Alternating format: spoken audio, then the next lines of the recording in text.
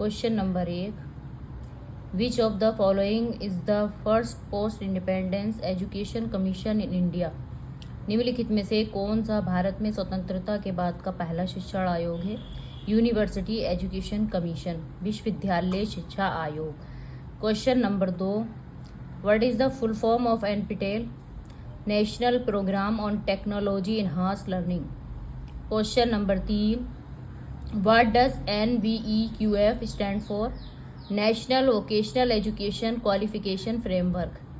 Question number 4, the gross enrolment ratio measures the number of students enrolled in higher education as a percentage of the eligible population aged between।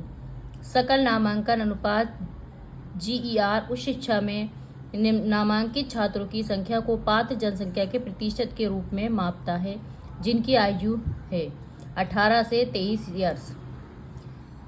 ICPR full form, Indian council of philosophical research, Indian council of philosophical research. Question number 6, which one of the following 5-year plans of India has given special emphasise on education and man power? Bharat की पंचवर्षीय योजनाओं में से किस एक में शिक्षा और जनशक्ति पर विशेष जोर दिया गया है? 4th 5-year प्लान, चौथी पंचवर्षीय योजना 1969 से 1974 तक।